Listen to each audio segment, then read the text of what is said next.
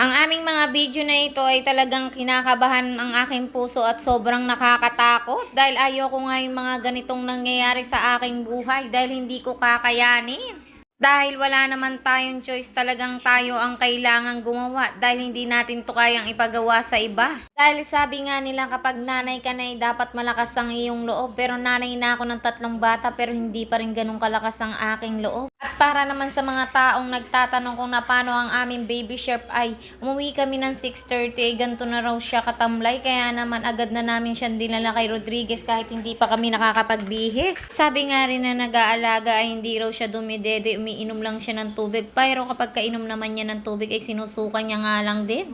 At pagdating naman kay Rodriguez ay niresetahan lang din siya ng gamot. Feeling ko nga dapat na siyang i-destros pero inuwi namin siya sa bahay dahil reseta lang ng gamot ang binigay sa kanya. Pagka-uwi naman namin ng bahay, nakita ko talagang namumutla na siya at hinang-hina, kaya naman ang sabi ko ay dali na namin sa malapit na ospital dito sa amin, dito nga sa Mexico. At pagdala naman namin sa Mexico ay kailangan nga pala namin ng swab test, kaya dali-dali naman kami sinwab test dahil kapag karating daw na result doon kami i-admit. Pagka-admit nga namin, ang problema lang namin ay nagsusuka at nung nadestrosan siya ay kung ano-ano na ang nangyari sa kanya, nandun na ay nagtatay at nagsusuka na rin siya.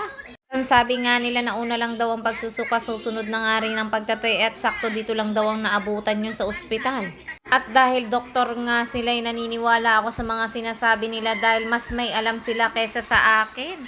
At kahit ganun ay sobrang hirap pa rin na nakikita ang iyong baby chef na nagkakaganito. Laging sinasabi ng ibang nanay na sana sila na lang ang nagkakasakit kesa ang anak nila. Pero para sa akin, sana gumaling na ang aking baby chef at hindi ko rin sasabihin na sana ako ang magkasakit dahil walang mag-aalaga sa kanila. At dahil pag ako'y nagkasakit, mas lalong hindi ko kakayanin na makikita silang walang mag-aasikaso. Kaya naman talagang tanging pray lang ang aking ginagawa dito dahil hindi ko nga talaga kaya.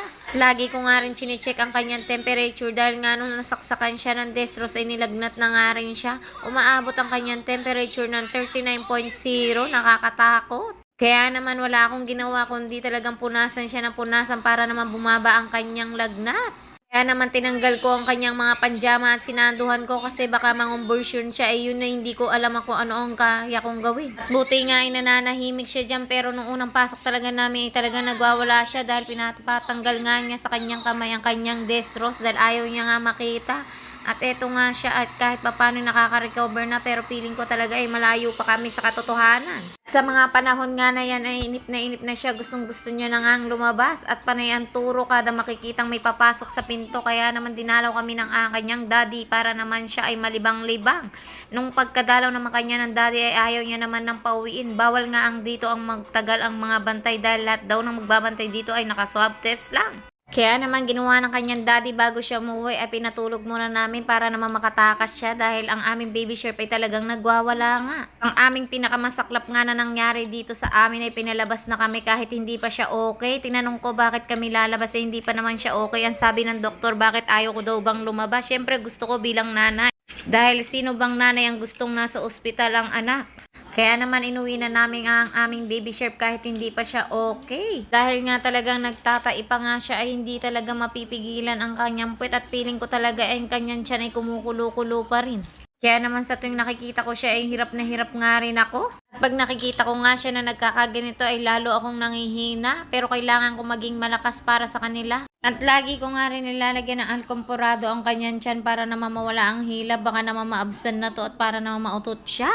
At ang hirap nga pala kapag nagkakasakit ang mga baby dahil nga hindi pa nila nasasabi ang kanilang nararamdaman at lahat ng masakit sa kanila, panay lang sila iyak ng iyak, kaya ikaw na ang bahalang mag-adjust. At sa dami-dami nga ang gamot na nireseta, kahit isa wala siyang ininom dito.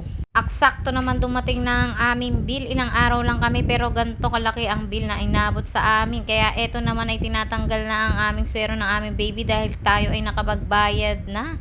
Kaya salamat naman ay kami ay makakauwi na. Sana maging okay ang aming baby shop sa aming pag-uwi. Thank you for watching. Bye-bye!